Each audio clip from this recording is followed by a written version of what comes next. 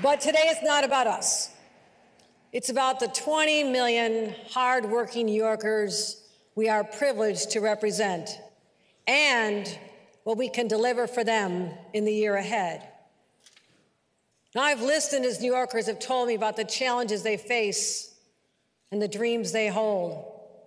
And it's with them in mind that I proudly share my vision for 2024.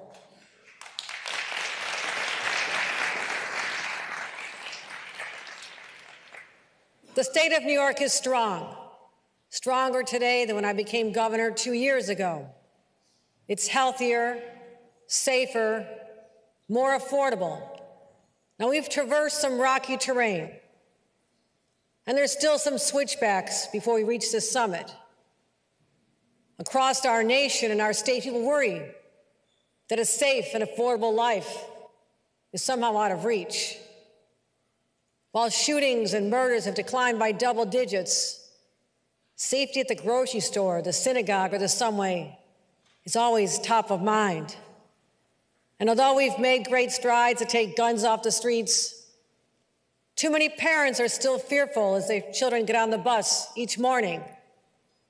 And too often, troubled individuals are discharged from the hospital without receiving the care they need and go on to commit violent acts. The potential of a crime, no matter how serious, is causing anxiety for our residents. And on top of that, they're also frustrated with the rising cost of living. Inflation is down 9.1% to 3.1% over the last 18 months. Paychecks are finally growing, and yet our neighbors are struggling to make a dollar go further. And sadly, no matter how hard they work, they fear they'll never be as successful or get as far as their own parents did. These are the reasons that I fight every day, to give New Yorkers a better shot at a better life. And since taking office, I've worked with this legislature to create more than 600,000 jobs and reduce unemployment from 7.4% to 4%. And we did that while holding the line on taxes across the board, and in fact, we cut them for the middle class. We boosted K through 12 education by $5.3 billion, an extraordinary 18% increase. And we fully funded foundation aid for the very first time in history.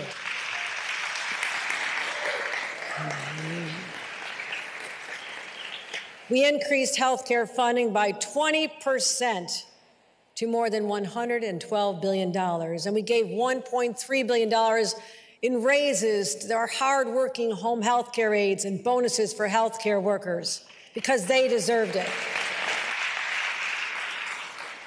And just this morning, as a result of our hard work with President Biden and his administration, we'll be able to invest over $6 billion in federal funds into our health care system over the next 3 years. This funding will help support our safety net hospitals, address health care workforce shortages, strengthen access to primary and behavioral health care, all important primaries of all of us. And on top of that, over the last 2 years, we invested over $7 billion in child care. And at the same time, we saved the MTA from a looming fiscal cliff that threatened the economy of an entire region, while ridership grew by 435 million new riders. And no administration and no legislature ever before has invested more money faster into our roads and bridges and public infrastructure to rebuild our state. And I'm grateful for your continued partnership and for the leadership of our Majority Leader, Andrea Stewart-Cousins, and Carl Heastie, our Speaker. Thank you. Thank you to both of you. Thank you. Now, we've worked hard to restore integrity and trust in government. And here's what I know. You'll always see more headlines about the handful of places we disagree. But the truth is, we are united in our commitment to the people of this state. And together, we've already achieved so much. But standing here and reciting accomplishments is not what people want from their leaders. Now, we will continue to fight the right fights on their behalf and relentlessly pursue common sense ideas that lift up the people of this great state. Joining us today is Quentin Cologne Roosevelt. Quentin is the great-great-great-grandson of Teddy Roosevelt, who took the oath of office to be president exactly 125 years ago in a place called Buffalo.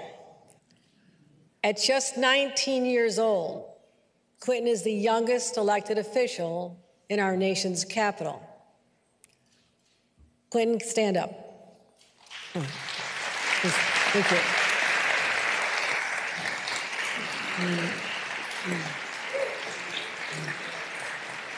A great future. I told him in public service runs in his veins, and we expect even more.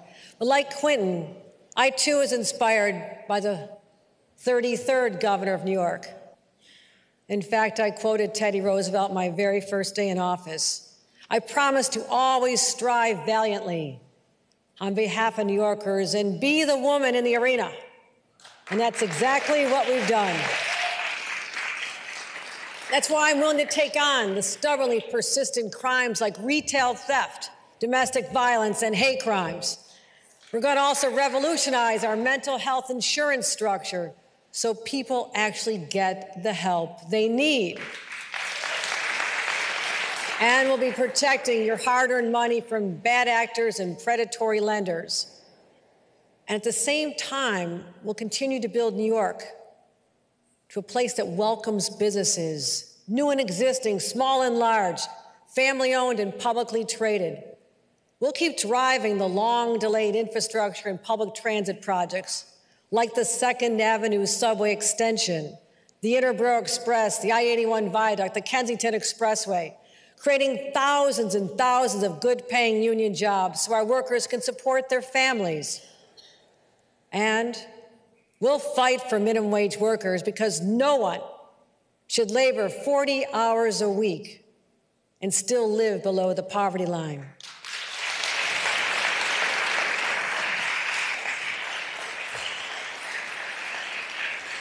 And we'll fight for our farmers threatened by extreme weather and workforce shortages. We'll fight for seniors trying to make ends meet on a fixed income. We'll fight for women balancing motherhood and careers. We'll fight for children just beginning their journey in life. And in so doing, we'll pursue the common good with common sense by seeking common ground.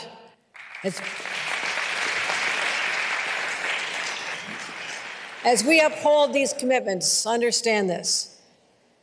We cannot spend money we do not have. Pandemic funds from Washington have dried up. Inflation didn't just hit families, it hit state government operations as well. So it's up to all of us to make the hard yet necessary decisions and use taxpayer dollars creatively and responsibly. And I'll discuss how I'll tackle some of the toughest fiscal issues like caring for migrants and a structural deficit in next week's budget speech. But right now, let's talk about how we provide a better life for New Yorkers, starting with the initiatives we already announced since the new year. Last year, infant deaths were up for the first time in 20 years. And Black and brown women remain 3 to 4 times more likely to die in childbirth. I won't let this continue on my watch. We must ensure moms have healthy pregnancies. So I want to make New York the first state in the nation to offer prenatal leave.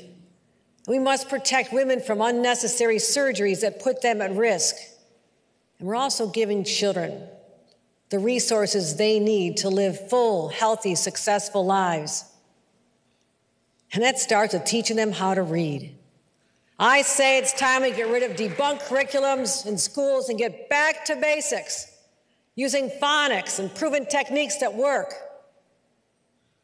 We're also promoting physical health and well-being by building pools in underserved areas and teaching people to swim. And I'm proud that Lieutenant Governor Antonio Delgado will lead a newly created Office of Service and Civic Engagement. He and his team will connect New Yorkers who want to give back, especially young people, to service opportunities all across the state. And this is just the start of our comprehensive agenda for New York in 2024. We'll protect the environment by planting 25 million trees, fund resiliency efforts, and expand solar access, and make sure our state meets our bold emission targets.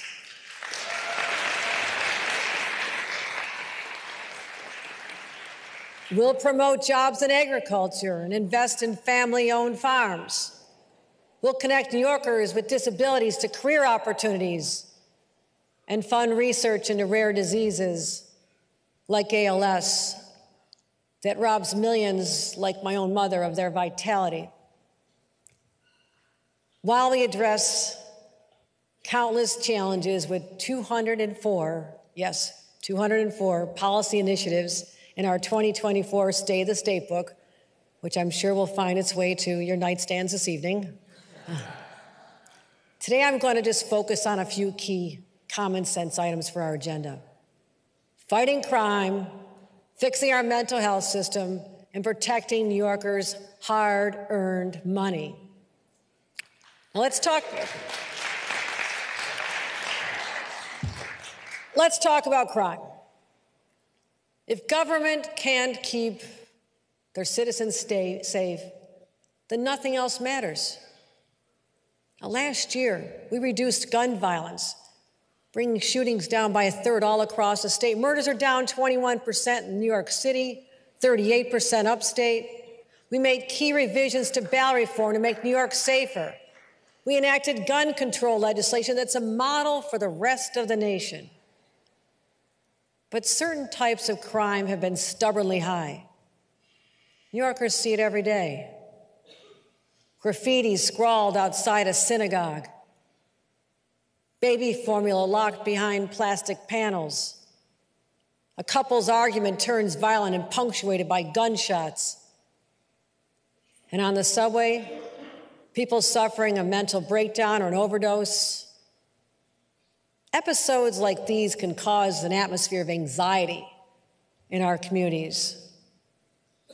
But our success in driving down gun violence proves that targeted strategies do work and that changing trends is indeed possible. So today we're unveiling a series of crime-fighting tactics alongside an era-defining mental health initiative, so New Yorkers can live free from chaos and disorder and focus on the things in life that matter most. First, we must ensure everyone is safe at home by protecting them from domestic violence. Now, the random attacks get all the press coverage, but New Yorkers are much more likely to be hurt by someone they know. In 1/3 of assaults, the attacker and the victim have a prior relationship.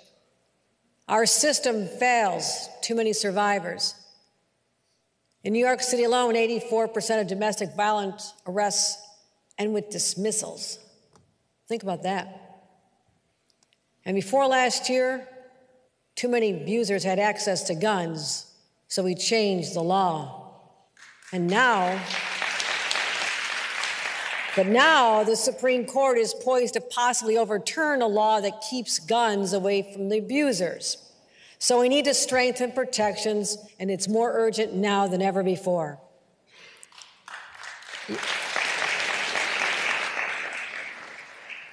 You may have heard me talk about how my mother grew up in a home where domestic violence was routine. She dedicated her life to survivors to break the cycle of trauma. And we know that prosecuting violent abusers is the best way to protect survivors. Take the story of Elizabeth Beechard, who's here with us today. Elizabeth, please stand.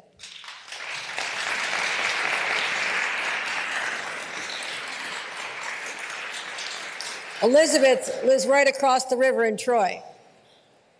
Not long ago, she was trapped in an abusive relationship. She and her pets suffered regular abuse at the hands of her ex-boyfriend. He killed one of her kittens, maimed another, then one day her life changed. A veterinarian told her about Unity House, a nonprofit that helps survivors of domestic violence. Eventually, she met Troy Police Detective Russ Clements, who's also joined us. Detective Clements. Thank you. Thank you. He helped Elizabeth find the strength to pursue justice and filed charges. He assisted her with police reports and stood by her side at the grand jury. With his support, Elizabeth has made a clean break from her abuser and is rebuilding her life. Let's give them both a round of applause.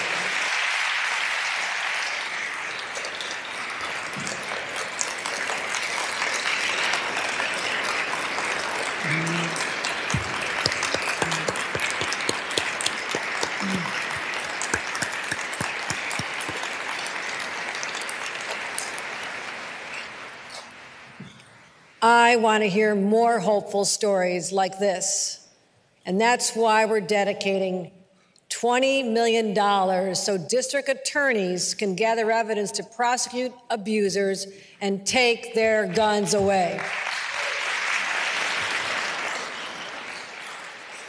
And we're committing more funding so police can protect those most at risk of abuse and clamp down on repeat offenders, because every survivor should have the same chance to break the chain of violence and build a new life. Across our nation and our state, retail theft has surged, creating fear among the customers and the workers. Thieves brazenly tear items off the shelves and menace employees. Owners go broke replacing broken windows and stolen goods, driving many out of business. These attacks are nothing more than a breakdown of the social order. I say no more. The chaos must end.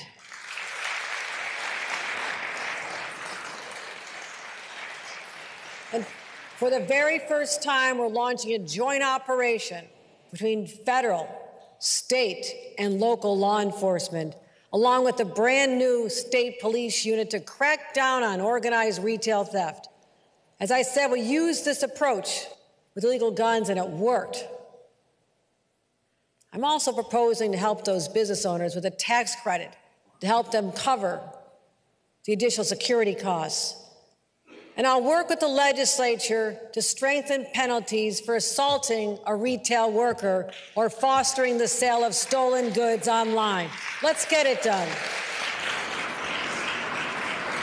Let's back our businesses and the workers with the full force of the law, and punish those who think they can break the rules with impunity. And this extends to the illegal cannabis vendors who flagrantly violate our laws. We'll empower localities to go after the unlicensed shops, prosecute businesses that sell to minors, and padlock their doors faster.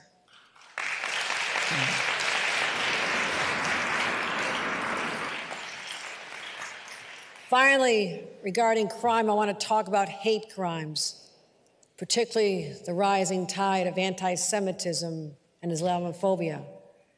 Since the horrific attacks by Hamas against Israel on October 7th, there's been roughly a 95% increase in hate crimes against Jewish residents of New York City. And we're seeing a surge of anti-Muslim hate crimes as well.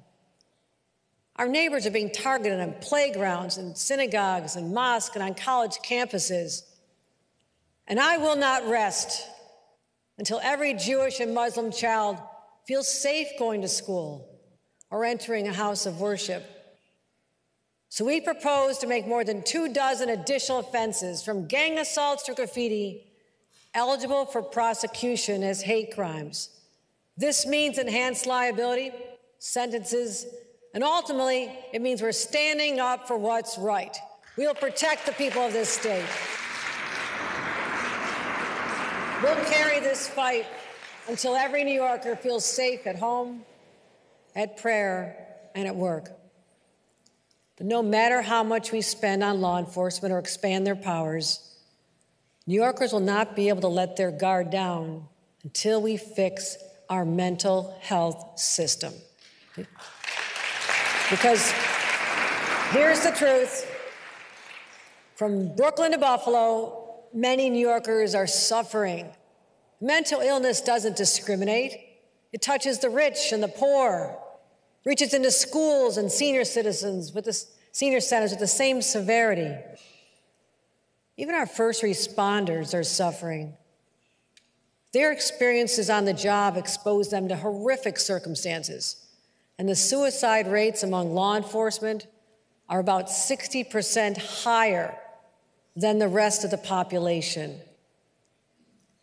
And too often, the people involved in violent incidences on our streets and our subways are victims themselves, victims of a system that failed to provide them the treatment they need. High-quality care must be widely available, accessible, and affordable.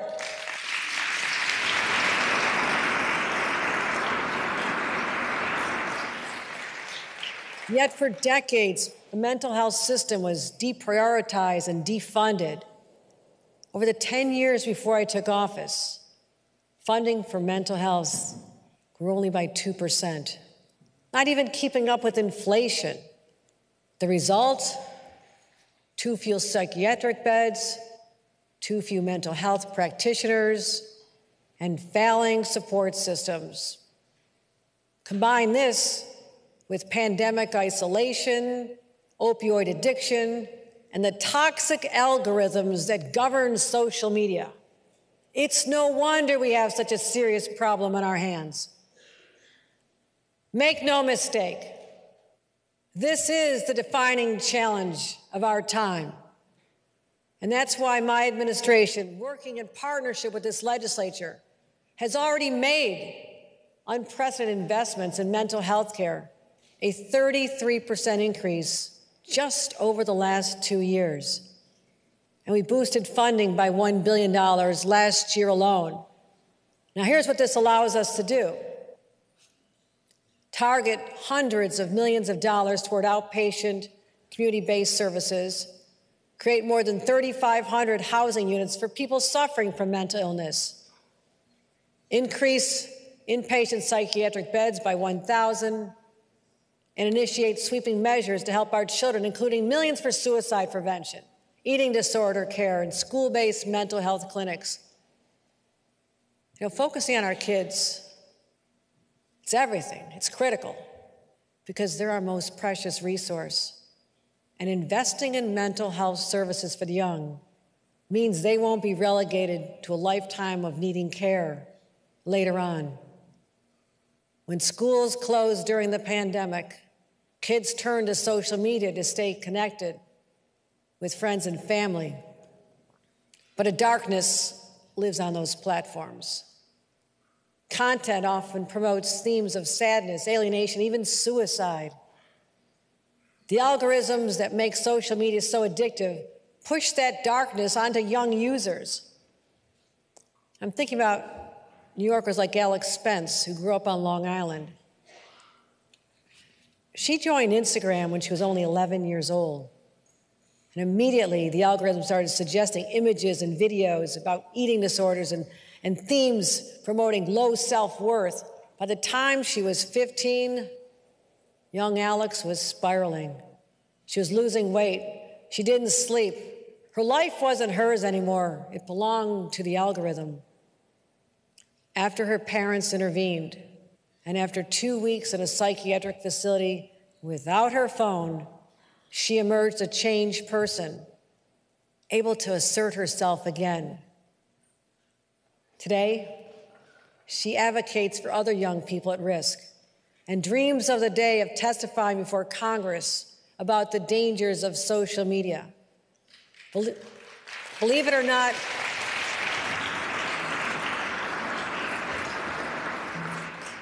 Alex is one of the lucky ones, and her mother, Kathleen, is here with us today. Kathleen, please stand.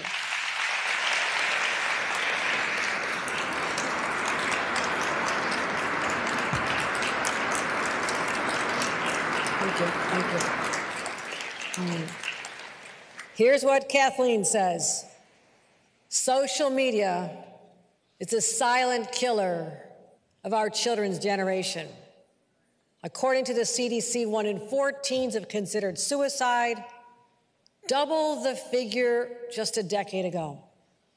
For teenage girls, the numbers is 1 in 3. That's why we're going to tackle the scourge of social media that has harmed so many young minds. Attorney General James, the two of us together will continue demanding accountability from social media companies. We'll advance legislation to protect children's privacy and regulate the algorithms that target them on social media feeds.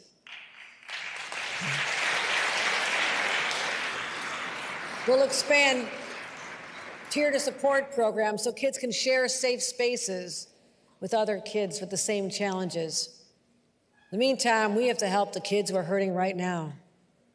We'll start with historic investments to make mental health services available to every single school-age child. And ensure that every school that wants a mental health clinic will get one. And I'm glad to be joined today by another great New Yorker, Brianna Braverman. Brianna worked tirelessly. She's worked to support school-age New Yorkers through a program called Youth Act, which enables young people wrestling with mental illness to stay in their schools and communities rather than receiving inpatient treatment. Thank you, Brianna. Thank you for all you're doing. So we're building on the progress she already made. Everyone can agree that healthy children are more likely to grow into healthy adults, but too many grow up without the support they need and pose a danger to themselves or others. That's why I'm proposing comprehensive reforms to our behavioral health system. Starting in 2024, we will require hospitals to screen patients with mental health conditions for risks like suicide, violence, substance abuse, and other complex needs. We will also require that follow-up psychiatric care be coordinated before patients can leave the hospital. It's common sense, but it hasn't been happening.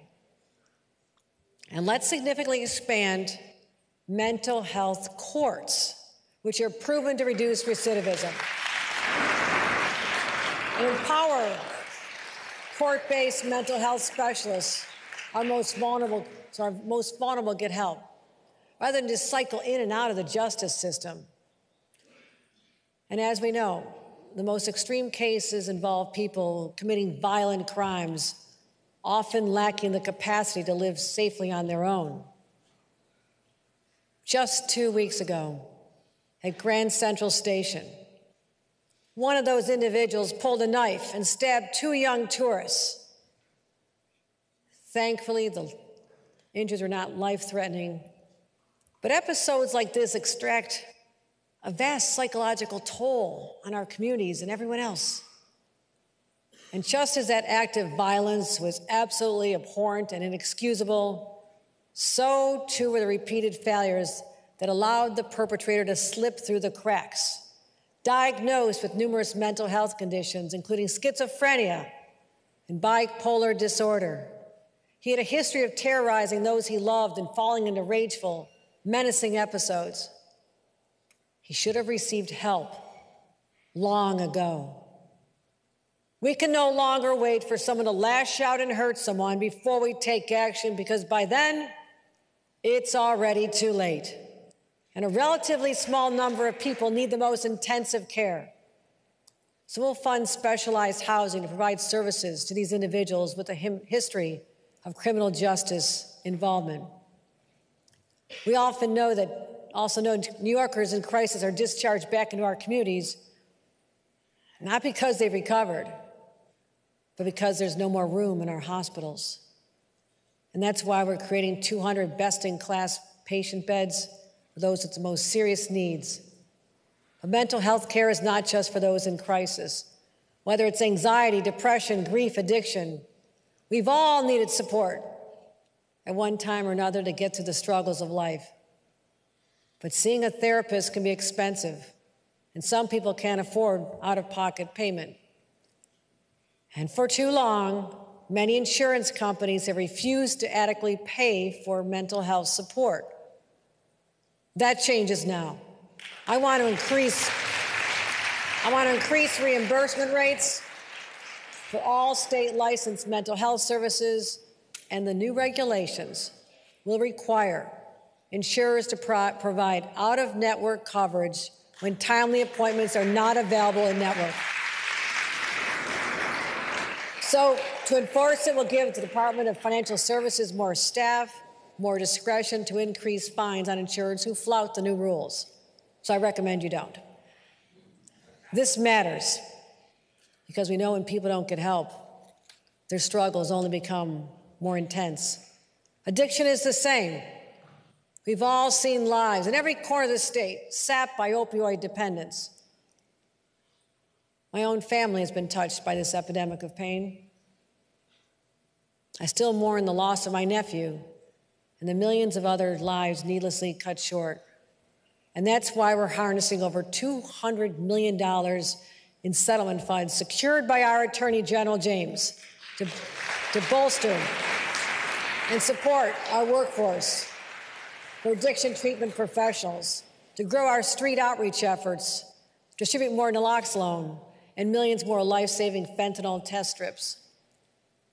You know, we're leading the nation in disbursement of these funds and spending them quicker than any other state.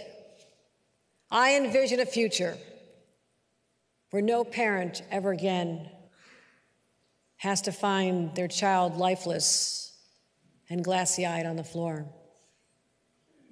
Where every New Yorker can feel safe walking the streets or taking the subway. And where our children have every resource to become the best version of themselves. Protecting financial health of New Yorkers has to be a top priority of ours as well. We've worked hard together, the legislature and our administration, to make New York more affordable. Since I took office, we raised the minimum wage and tied it to inflation.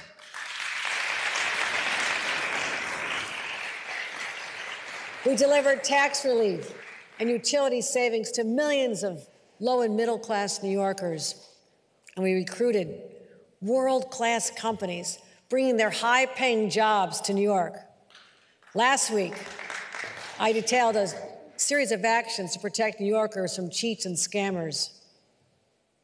Right now, I'm proposing the first significant change to our consumer protection laws in over 40 years.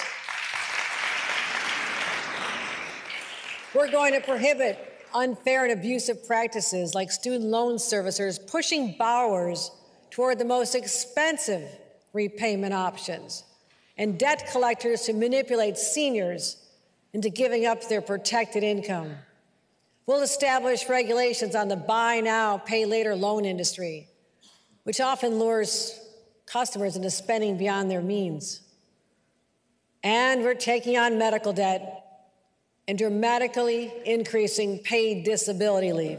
Because, believe it or not, disability leave has not been raised a penny in 35 years.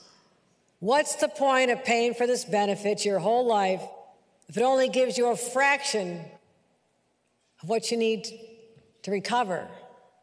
We have to right this wrong and increase this benefit from a paltry $170 a week, which is what people get right now, to bring it up where it would have been adjusted for inflation as much as $1,250. That's 7 times more than it's been, and I say it's about time. Because we all know any of us can be struck with an illness or a weightlifting mishap in the gym. It can happen at any moment. It's getting better. You know, a ride in the ambulance or minor surgery can lead to people's financial ruin. You've seen it. I've already signed some of your bills, and thank you. Scrubbing medical debt from credit reports, banning providers from garnishing wages, and now what we're going to do next. I'm proposing that we protect low-income New Yorkers from being sued by the medical debt that they cannot pay, and cap monthly payments and interest, and expand hospital financial assistance programs. You know, the cost of life-saving medicine also weighs down New Yorkers. Of the 1.6 million New Yorkers diagnosed with diabetes, many can't afford the insulin. One of them is Heather Whitney, who's needed insulin every day to survive for the last 32 years. Heather joins us today. Heather, please stand up. Okay. She has spent her life managing her own disease while fighting on behalf of others. So students don't have to ration their insulin when they go off to college. Seniors don't have to skip entire doses. And diabetic parents don't have to go without insulin to make sure their own sick child has what it needs. So thank you. Thank you for your advocacy on behalf of our citizens. So let's end that as well. I want a ban on copays for insulin for anyone in a state-regulated insurance plan. Because no one asked to become a diabetic, and they deserve our care and compassion. Now let's get to the most important issue when it comes to affordability. You ready? Okay. The obscenely high cost of rents and mortgages caused by the unconscionable shortage of housing in New York.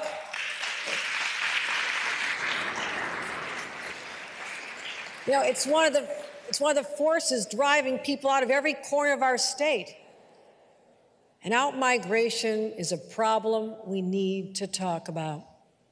For 50 years, we've been hemorrhaging families who no longer can raise their children in the same communities where they were born. And this decline shows no sign of stopping. But here's what's so interesting. People aren't necessarily moving for warmer weather or lower taxes. Many are moving next door. Of the top 5 states that New Yorkers are moving to, 3 of them share our borders and have similar taxes. People are earning in New York, but living in New Jersey, Pennsylvania, and Connecticut. We're losing population relative to other states. And what does that mean? It's a loss of influence. We went from 43 members of Congress when I was a little girl to just 26 today. But for decades, no elected official in New York had the political courage to even start a conversation about building more housing. Now, big cities around the nation, including our neighbors, showed ambition that dwarfed our own. From 2011 to 2020, Washington, D.C. developed 72 new housing units per 1,000 residents. Boston developed 47. New York City, thriving metropolis, place people want to be, only 27. And people want to be here. So until we address our housing shortage, many of our neighbors will continue to struggle financially.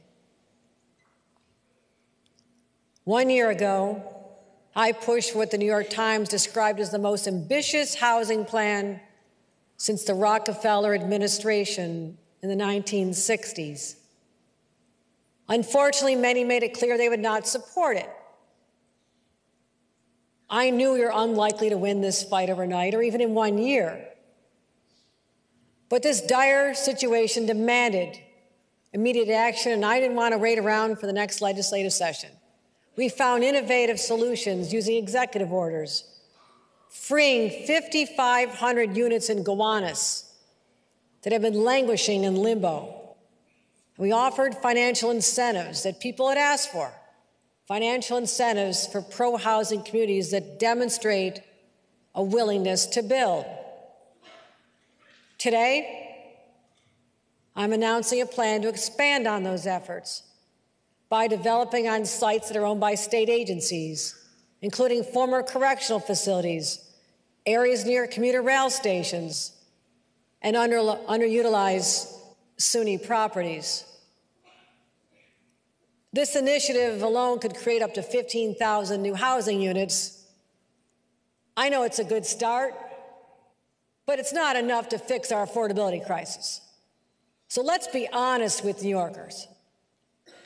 The only thing that'll solve this problem is building hundreds and hundreds of thousands of homes.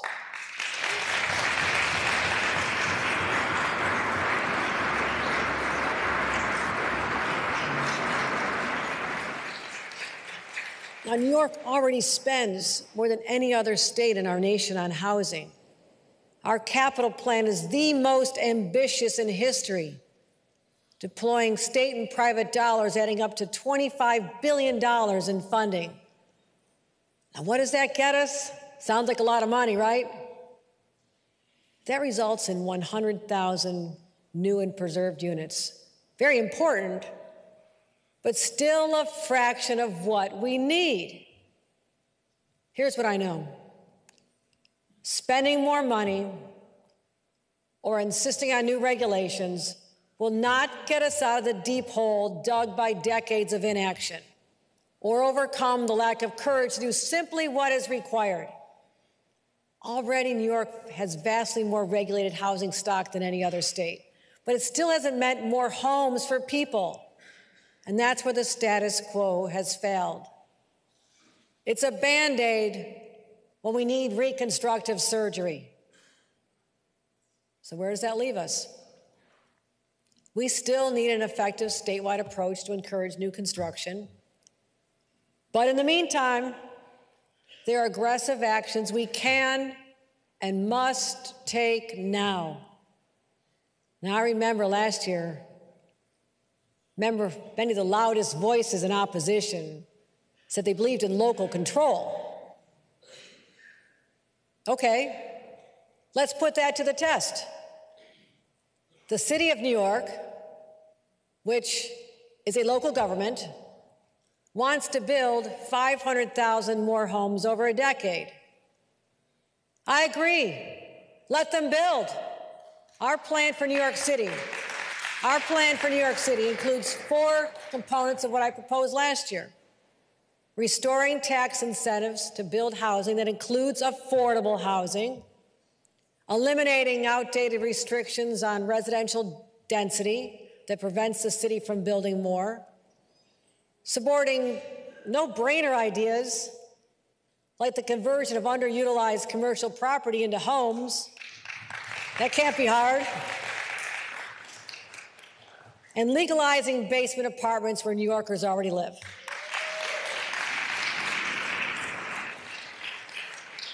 Again, what we saw in every other state that met the challenge of building more housing, it took decades. But I approach this crisis with the sense of urgency that is required. So what are we waiting for? Let's unleash New York City's potential beginning this session. Do you agree with that, Mayor Adams?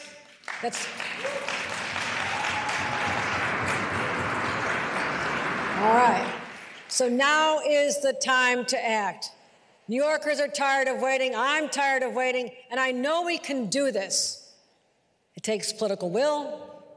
It takes collaboration. And it takes a commitment to deliver what New Yorkers desperately want. And we, my friends, are up to the task. Because police officers, firefighters, nurses, and teachers should be able to live in the communities they serve. And our children and grandchildren should be able to one day build a life in the towns and cities where they grew up. And while building more homes is absolutely essential, it's also essential that we have good paying long-term jobs so people can provide for their families. Now, I know as an upstater who lived through decades of decline and job loss, there was a time when our greatest export was our children. I'm glad to report those days are finally over. But as a governor, I know it's hard to recruit new businesses. But if we're intentional, targeted, invest in our communities, our infrastructure, our education system, then we can beat out all the other states, and land incredible companies. I know we can do it because that's how we attracted Micron with its 50,000 jobs and $100 billion of investment. At the same time, we have to keep supporting our homegrown companies like Corning, IBM, Global Foundries, and countless others. But it's not just about jobs in tech. It's about the ripple effect when they come, the local construction jobs that are created, the restaurants, the small businesses that flourish as a result. Now, since taking office, I've been laser focused on developing industries of the future, like semiconductors across the state. But now, we have a unique and fleeting opportunity to catapult New York ahead of its competition. I propose nothing short of making New York the global leader in AI research and development, the leader for the nation, the leader for the world. Because our reputation across the globe has always been synonymous with boldness and innovation. So where else but New York should this be happening? AI is already the single most consequential technological commercial advancement since the invention of the internet. Global AI has already been valued at $100 billion just last year, and it's brand new. And it's projected to reach $1.3 trillion by 2030. Now, other states want it too, not to mention foreign powers like China. But whoever dominates the AI industry will dominate the next era of human history. That's what we can do here in New York. Those next generation supercomputers, they'll power AI, but they're currently in the hands of just a handful of private companies. Google, Meta, Microsoft, OpenAI. I'm proud to announce that New York will be the first place in the world to put that type of computing power directly in the hands of leading academic institutions who've stepped up to participate. Cornell, NYU, Columbia, RPA, and our entire SUNY and CUNY systems.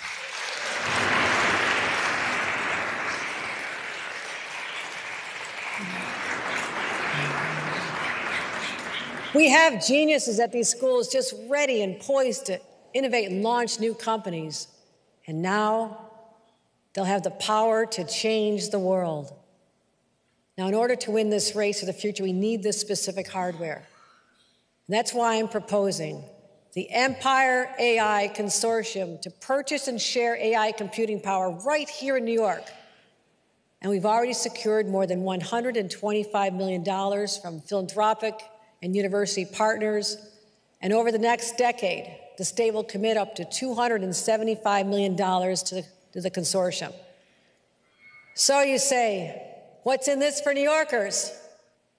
Well, just like Silicon Valley exploded in the 1980s, we will be the birthplace of countless new startups, spin-offs, and the technological advancements that benefit everyone. Just imagine the possibilities. AI can help diagnose cancer and cure diseases. It can predict dangerous storms, so our communities have advanced flood warnings. We could use that today. Or uncover solutions for stubborn racial and economic disparities in our communities. That's something Holiday Sims, a senior at the University of Buffalo, who's with us here today, is already working on.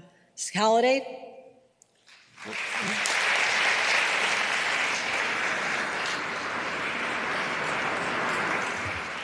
Let me tell you what Holiday's doing. She's conducted research on how AI can improve the child welfare system. And she's passionate about increasing Black women's participation in computer science. Holiday, stand up again.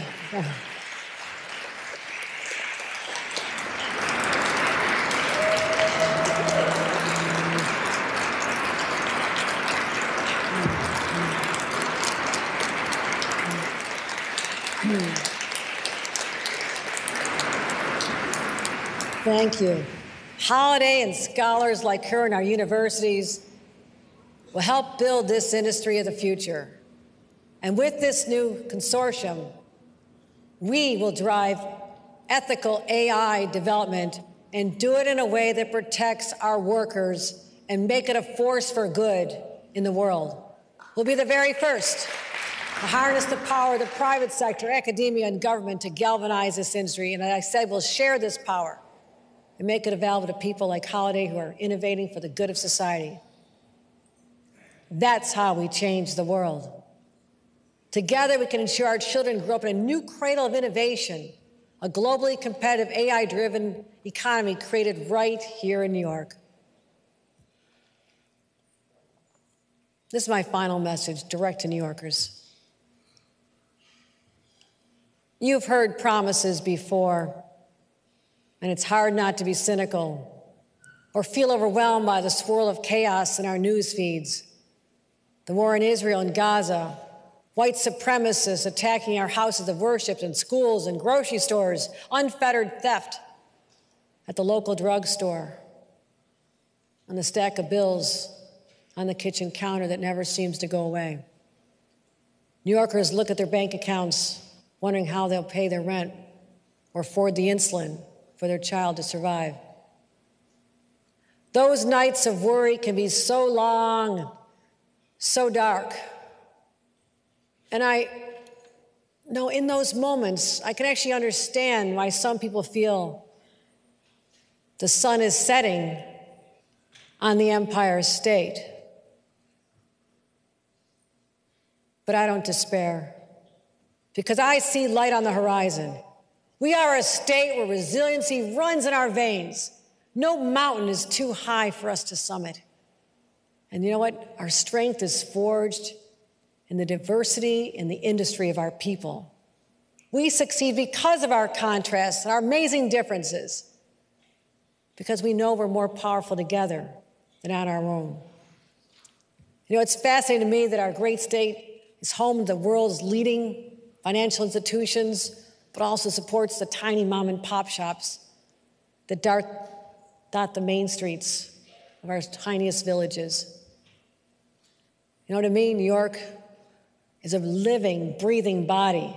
With all of its flaws and imperfections, it's still an extraordinary and magnificent being. It's the creative minds that bring song and dance to Broadway and action to our screens. It's the strong backs of our proud manufacturing workers who make products sold around the world. It's the deft hands of the most gifted surgeons fighting cancer and saving lives. It's the strong shoulders of our hardworking farmers cultivating their fields and feeding our people. It's the nurturing spirit of our childcare providers and teachers who care for our children. It's the concerned eyes of our healthcare workers striving to heal the sick and comfort the dying. And it's even the welcoming smile of bodega owners making a bacon, egg, and cheese in the morning. You know, they're good, I've had them.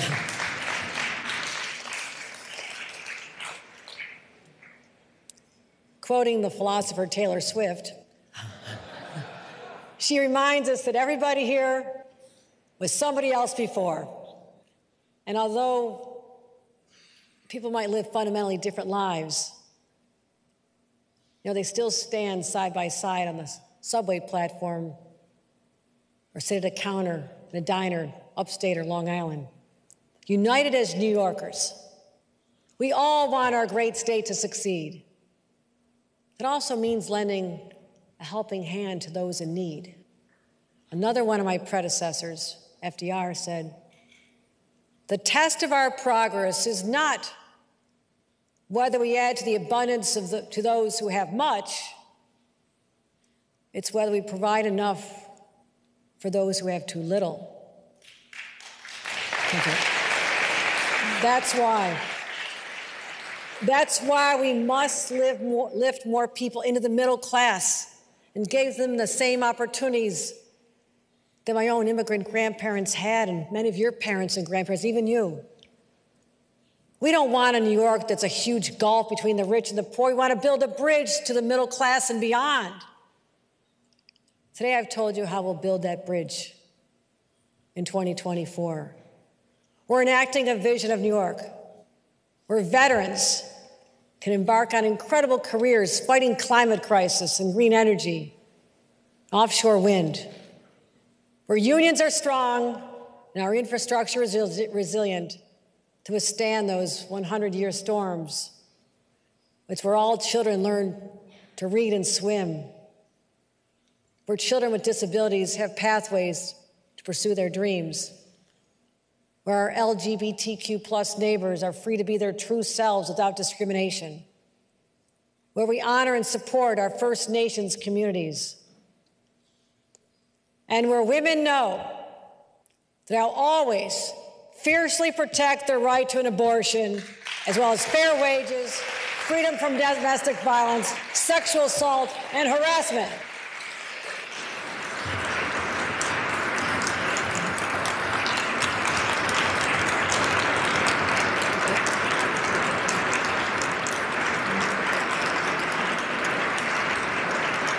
Thank you. My friends, we will never compromise our progressive values as New Yorkers, because our New York is as powerful as Niagara Falls. It shines as brightly as the Montauk Lighthouse. Our New York stands as resolute as Lady Liberty, and our compassion runs as deep as glacier-carved Seneca Lake. In our state, we stand with New Yorkers, even on their darkest days, and we support all people to live their lives with optimism and hope. And if we as leaders fulfill our commitments and our promises, then this is the dawning of a new day. Welcome to our New York. Welcome to our future. Thank you. Welcome to